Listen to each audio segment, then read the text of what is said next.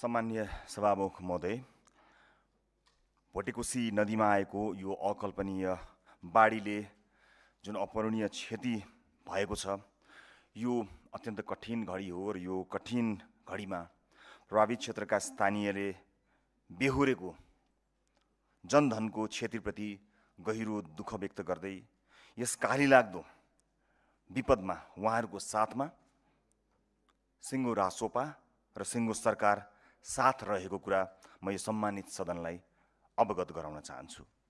सम्मानित सभामुख महोदय, बिहानदेखि नै यसको जानकारी प्राप्त भएसँगै म प्रधानमन्त्री, गृहमन्त्री र भर्खरै स्वास्थ्य मन्त्री लगायतका सम्बद्ध अन्य सरकारी संयन्त्रका जति पनि महानुभावहरू हुनुहुन्छ उहाँहरू सबैसँग निरन्तर छलफल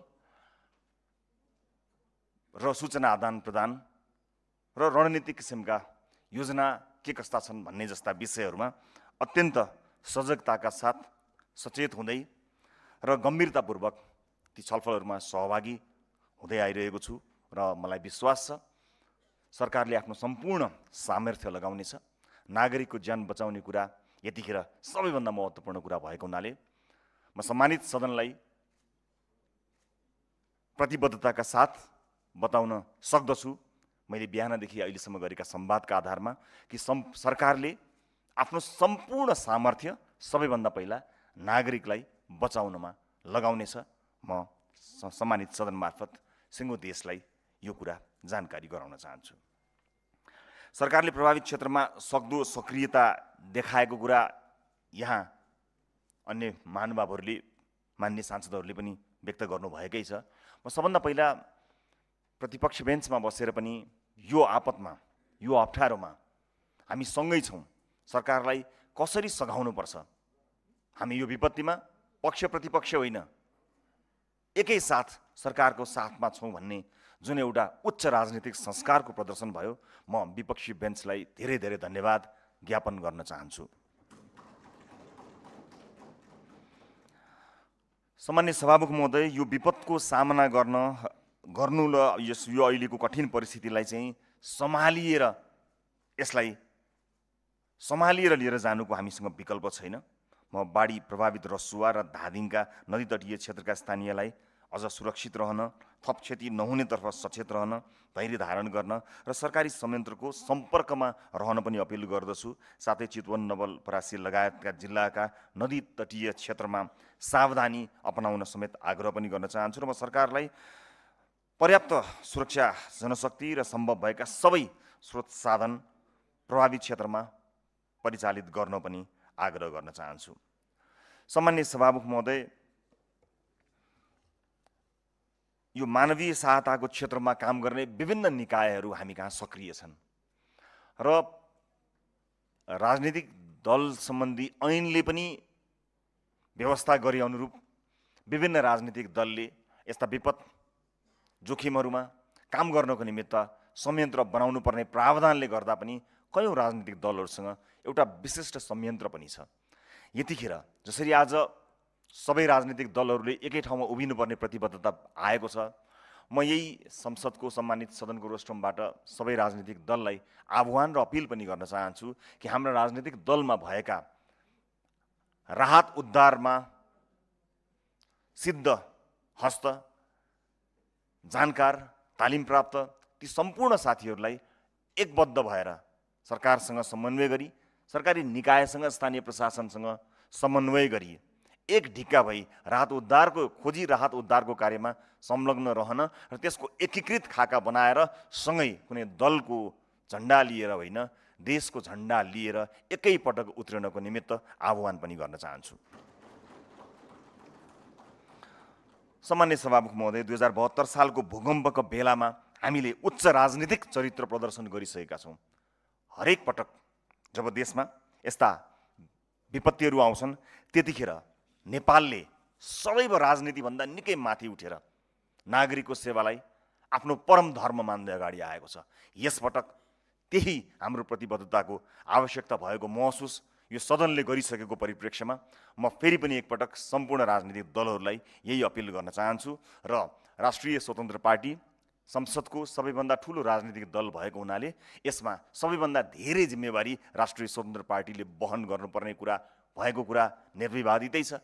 त्यसैले सदनको सबैभन्दा ठुलो दल भएका हुनाले सबैभन्दा बढी जिम्मेवार बनेर यस्ता समन्वयमा हामी लाग्नेछौँ र आवश्यक पर्दा सर्वदलीय बैठकहरूका मार्फतबाट यस्ता समन्वयकारी कार्यहरू गरी यस विपदबाट मुलुकमा थप क्षति हुन नदिनको लागि अगाडि बढ्ने र त्यसको अग्रसरता लिनको निमित्त पनि हामी तयार रहेको कुरा सम्मानित सभामुख महोदय मार्फत सम्मानित सदनलाई म जानकारी गराउन चाहन्छु।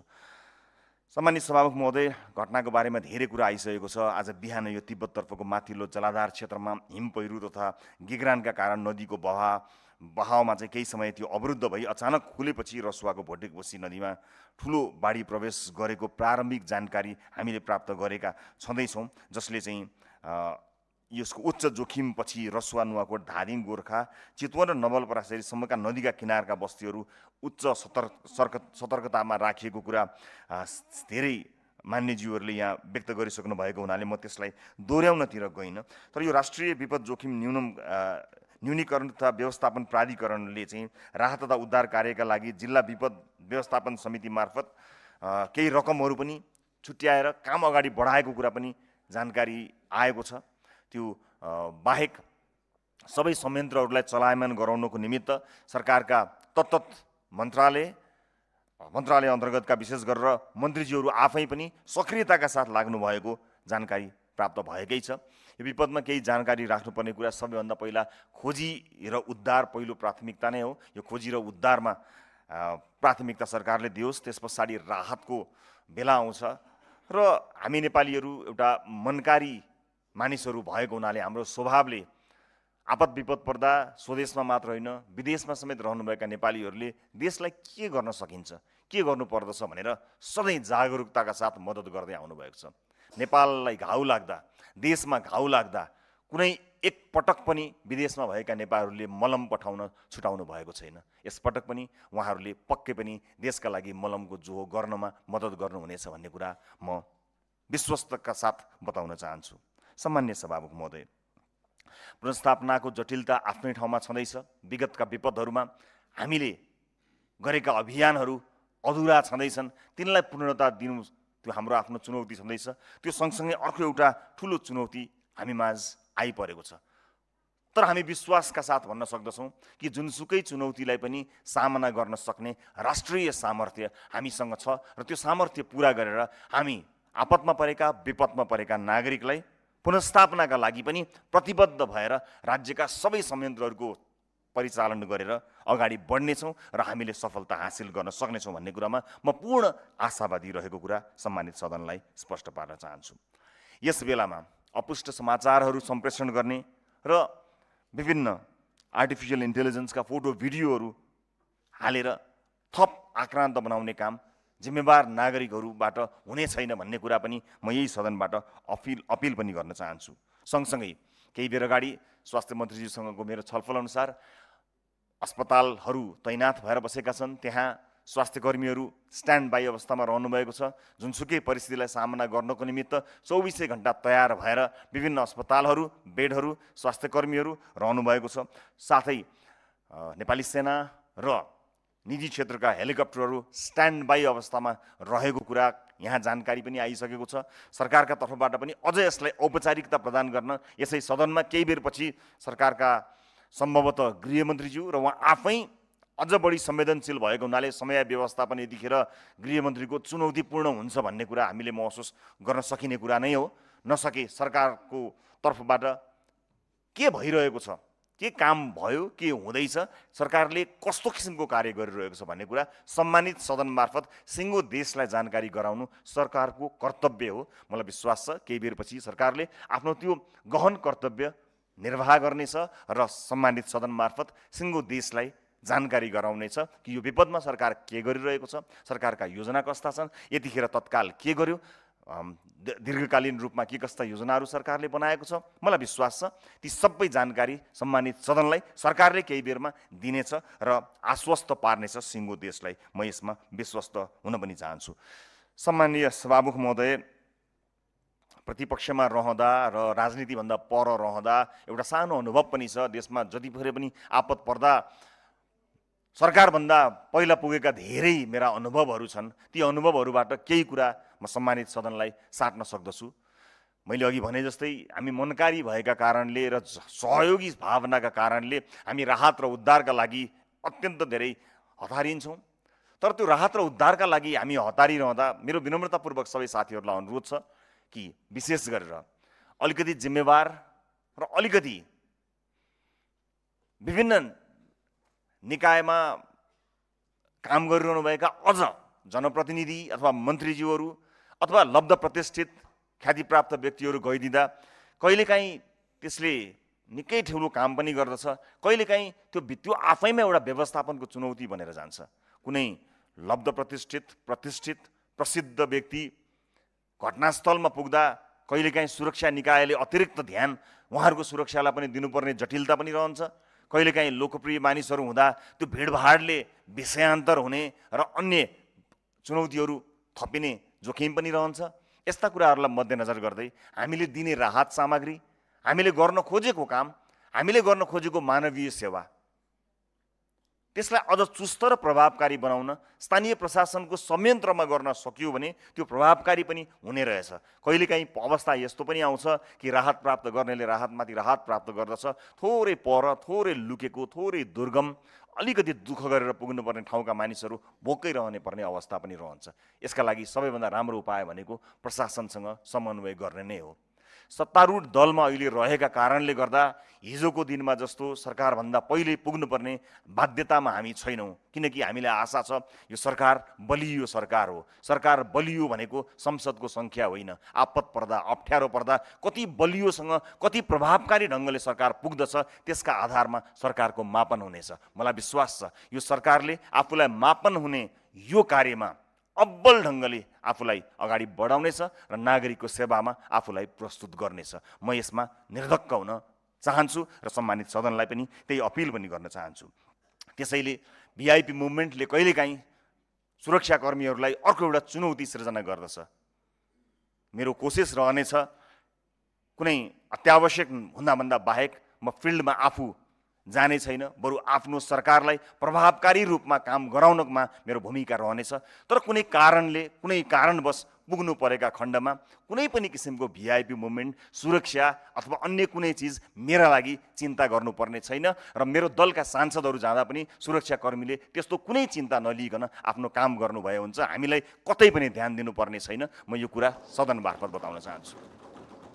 सकभर सरकार पुगोस्, हामी मध्ये कोही पुगेछौँ भने पनि सरकारले हाम्रा लागि अतिरिक्त सुरक्षा, अतिरिक्त सेवा केही पनि दिनु पर्ने छैन। हाम्रा साथीहरूलाई कुनै पनि किसिमको आफ्नै तरिकाले व्यक्तिगत तवरबाट साथीहरू जानुहुनेछ। प्रशासनलाई कुनै पनि किसिमको उहाँको दखलअन्दाज नगर्ने तवरले हामी जानेछौँ, जानु परेको खण्डमा, नत्र जाने छैनौँ। यो पनि म सम्मानित सदन मार्फत जानकारी गराउन चाहन्छु। र ती प्रभावित क्षेत्रहरूमा टेलिफोनको डाटा उपलब्ध गराएको कुरा मैले जानकारी पाएको छु। त्यहाँ टेलिफोन गर्दा ब्यालेन्स नहुँदा पनि समस्या नपरोस् भन्ने कुरामा सरकार सचेत भइसकेको छ। डाटा छैन भन्ने कुराको पनि चिन्ता नहोस् भन्ने कुरामा पनि सरकार सचेत भइसकेको पनि जानकारी मैले प्राप्त गरिरहेको छु। यसमा ध्यान दिनुपर्ने, विपदमा ध्यान दिनुपर्ने कुरा एउटा थोरै मेरो सामान्य अनुभवका आधारमा यहाँ बताउन चाहन्छु कि यो आवाज सम्बन्धित निकायसम्म अवश्य पनि पुग्नेछ कि जब विपद पर्छ त्यतिखेर सबैभन्दा अप्ठ्यारो सीमान्तकृत वर्गलाई पर्दछ। अझ माइनोरिटीलाई यसले निकै ठुलो समस्या पार्दछ।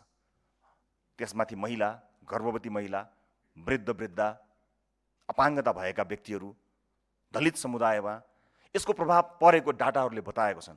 किनकि राज्यको पहुँच नहुँदा, गरिबीमा बस्नुपर्दा त्यसका आफ्नै चुनौतीहरू छन्। ती चुनौतीहरूले विपदमा पनि सबैभन्दा बढी प्रभाव त्यही सीमान्तकृत वर्गलाई, त्यही माइनोरिटीलाई पर्ने गरेको छ। अझ बढी मैले अघि भने जस्ता वर्गलाई असाध्यै धेरै अप्ठ्यारो परेको हुन्छ।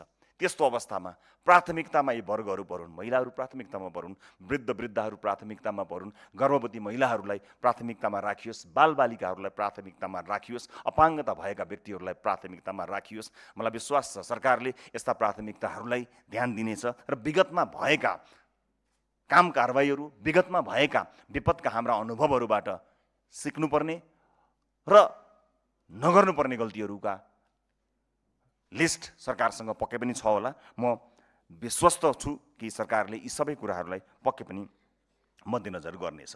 सम्भावित हवाई उद्धारलाई प्राथमिकताका साथ राखिएको कुरा जानकारीमा आएको छ। आपतकालीन परिचालनका लागि विमानस्थलहरूमा सर्च एन्ड रेस्क्यु तथा इमर्जेन्सी रेस्पोन्स टिम समेत तयार भएको अवस्थामा रहेको जानकारी पनि प्राप्त भएको कुरा म सम्मानित सदनलाई जानकारी गराउन चाहन्छु।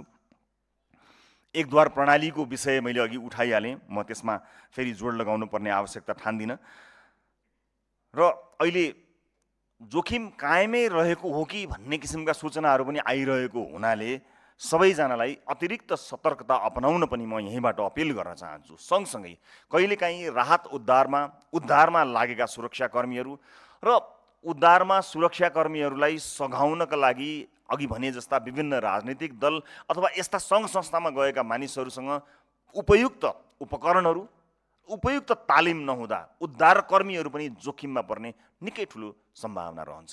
यस्तो अवस्थामा उद्धारमा गएका साथीहरूले त्यो जोखिम उठाउँदाखेरि आफूलाई खतरामा राखेर भन्दा पनि तालिम प्राप्त उद्धारकर्मीहरूसँग समन्वय गर्दा थप जोखिमबाट बच्न सकिन्छ। म यो कुरा पनि सम्मानित सदन मार्फत अपिल गर्न चाहन्छु। र कयौँ नागरिकहरू बेपत्ता भएको यो अवस्थामा हामीसँग सम्पूर्ण डाटाहरू प्राप्त भइसकेको अवस्था छैन। सँगसँगै हाम्रो मुलुकलाई घुम्न आउनुभएका कयौँ पर्यटकहरू पनि यस्तो अवस्थामा पर्नुभएको छ। म अन्तर्राष्ट्रिय समुदायलाई पनि निर्धक्क हुन अनुरोध गर्न चाहन्छौँ कि हामी हाम्रा नागरिकहरूलाई बचाउने मात्र होइन, हाम्रो देश घुम्न आउनुभएका विभिन्न देशका नागरिकहरूको उद्धार, राहत र उहाँहरूको ज्यानलाई जोखिम नहोस् र उहाँहरूको पनि उद्धार र उपचार होस् भन्ने कुरामा अत्यन्त सचेत छौँ। म यही संसदको रोस्टमबाट अन्तर्राष्ट्रिय समुदायलाई पनि निर्धक्क हुन र सरकारले आफ्नो सामर्थ्य पुर्याएर र आफ्नो सम्पूर्ण सामर्थ्य लगाएर काम कारबाही गर्नेछ भन्ने कुराको पनि म सुनिश्चितता अभिव्यक्त गर्न चाहन्छु। सम्माननीय सभामुख महोदय, कहिलेकाहीँ अप्ठ्यारो परेका ठाउँमा, आपत परेका ठाउँमा, बाढी आइरहेको बेलामा पनि छेउछाउमा बसेर हेर्ने, त्यसलाई छायाङ्कन गर्ने, आफ्नो मोबाइलमा त्यस्ता दृश्यहरू कैद गर्ने क्रियाकलापले पनि सुरक्षाकर्मीहरूका लागि चुनौती सृजना गरेको हुन्छ। म यो सम्मानित सदनबाट ती सम्पूर्ण आम नागरिकहरूलाई अनुरोध गर्न चाहन्छु कि ती दृश्यहरू कैद गर्ने हतारो अथवा त्यो दृश्यको साक्षी, कुनै पनि विपदको साक्षी बस्नका लागि आफ्नै ज्यानलाई जोखिममा राखेर बस्ने कार्यलाई बन्द गर्नु हुनको निमित्त म आम नागरिकलाई अपिल गर्न चाहन्छु। किनभने त्यसरी पनि जोखिम बढेको अवस्था सृजना भएको छ र जोखिम अझै पनि बाँकी रहेको कुरा, फेरि पनि जोखिममै हामी रहेको त्यस्ता सूचनाहरू पनि आइरहेको हुनाले म त्यसतर्फ पनि सम्बन्धित धेरैलाई म अपिल पनि गर्न चाहन्छु। र अन्त्यमा सम्मान्य सभामुख महोदय, राष्ट्रिय स्वतन्त्र पार्टीले केही बेरपछि आकस्मिक बैठक बसेर राहत कोषका लागि उपलब्ध गराउने रकमको पनि निर्णय गर्नेछ। साथै रासोपाका सांसदहरूले बेग्ला बेग्लै होइन, सामूहिक रूपमा यो आपतमा सरकारलाई कसरी सघाउन सक्छ भन्ने कुरा पनि आज बस्ने बैठकले निर्णय नै गर्छ। म आम नागरिकलाई यहीँबाट अपिल गर्न चाहन्छु कि हामी सक्दो साथ सहयोग गर्नेछौँ। र सम्मानित सभामुख महोदय, कहिलेकाहीँ हामी विपदमा सरकारलाई या संयन्त्रलाई समीक्षा गर्न हतारो गर्दछौँ। म यसपटक सम्पूर्ण प्रतिपक्षी दलहरूलाई, नागरिक समाजलाई र सम्बद्ध सबैलाई विनम्रतापूर्वक अनुरोध गर्न चाहन्छु कि यसपटकको विपद अलि बेग्लै किसिमको विपद छ। यो विपद अत्यन्तै कहाली लाग्दो ढङ्गले आएको छ। त्यसकारणले यस विपदलाई समीक्षा गर्ने हतारो नगरिदिन हुनको निमित्त म हार्दिक अपिल गर्न चाहन्छु। र म यो विश्वासका साथ भन्न सक्दछु कि सत्तारूढ दलको सभापतिका हैसियतले कि सरकारले कुनै पनि कसर बाँकी रहने छैन। राज्यका सम्पूर्ण संयन्त्रहरू नागरिकको जीवधन बचाउनको निमित्त अहोरात्र प्रयोग हुनेछन्, सदुपयोग हुनेछन्। तिनको एक एक लेखाजोखा हामी राख्ने नै छौँ। तर नागरिकको ज्यान र नागरिकको जनधनभन्दा ठुलो यतिखेर केही पनि होइन। सरकारले आफ्नो पूर्ण सामर्थ्य प्रस्तुत गर्नेछ, पूर्ण इमान्दारीका साथ काम गर्नेछ र यस्ता कार्य गर्दा विगतका अनुभवहरूलाई सँगाल्ने हिसाबले विभिन्न राजनीतिक दलका तत्तत समयका विभिन्न नेतागणहरू, त्यतिखेर जिम्मेवारी सम्हालेका विभिन्न व्यक्तित्वहरूसँग बिना सङ्कोच सल्लाह सुझाव लिनेछ र सामूहिक रूपमा यो विपदबाट हामी मुक्ति प्राप्त गर्नेछौँ। सबैको सामूहिक प्रयासले हामी आम नागरिकमा यो विश्वास दिलाउन सक्छौँ कि चाहे जुनसुकै दल होस्, चाहे जुनसुकै विचारसँग आबद्ध व्यक्ति होस्, मुलुकलाई आपत पर्दा हामी एकै ठाउँमा उभिन सक्छौँ भन्ने कुराको हामीले स्पष्ट सन्देश यहाँ घरभित्र हाम्रा नागरिकलाई मात्र होइन संसारलाई दिनुपर्नेछ। संसारलाई भन्नुपर्नेछ कि आपत पर्दा नेपालले जे गरेर देखायो संसारका अन्य देशले पनि त्यस्तै एकबद्धता आपतमा देखाउन सक्यो भने मात्रै हामी देशका रूपमा संसारभरि चिनिनेछौँ र संसारका सबै देशले देख्ने गरी, अन्तर्राष्ट्रिय समुदायले देख्ने गरी हामी त्यो एकबद्धताको अभ्यास पनि यसपटक गर्नेछौँ भन्ने कुरामा म विश्वस्त हुन चाहन्छु। अन्त्यमा सम्माननीय सभामुख महोदय, यो विपद बाजा बजाएर आउँदैन भन्ने कुरा हामीले बुझेकै छौँ, तर पनि कहिलेकाहीँ प्रविधिको विकास सँगसँगै यस्ता सूचनाहरू प्राप्त हुने गर्दछन्। हामीले फड्को मार्नुपर्ने विकासको जुन एउटा बाटो तय गरेका छौँ, हामीले त्यो विकासको जुन एउटा हामीले परिकल्पना गरेका छौँ, हामीले परिकल्पना गरेको विकासभित्र विपदको पूर्व सूचना सम्बन्धी जानकारी प्राप्त गर्ने संयन्त्र या प्रविधिको आवश्यकता पहिलो नम्बरमा बस्नुपर्ने आवश्यकता देखिएको छ। हामीले ठुला ठुला भवनहरूलाई विकासको सूचक मानेका हुन सक्दछौँ। ठुला ठुला हाइवे, एक्सप्रेसवे यस्ता भौतिक संरचनाहरूलाई विकासको आधार अथवा विकासको सूचक मानेका हुन सक्दछौँ, तर एउटै मात्र प्राकृतिक विपदले त्यत्रा संरचनाहरू मिनेटभरमा, निमेषभरमै खरानी माटो हुन सक्ने रहेछन्। त्यसैले विकासको सूचकका रूपमा ठुला ठुला भौतिक संरचना र पूर्वाधारलाई मात्र होइन, विपद आउँदैछ भन्ने कुरा थाहा पाउने सूचना संयन्त्र, प्रविधि संयन्त्रलाई पनि विकासको सूचकको पहिलो नम्बरमा राख्नु आजको आवश्यकता हो।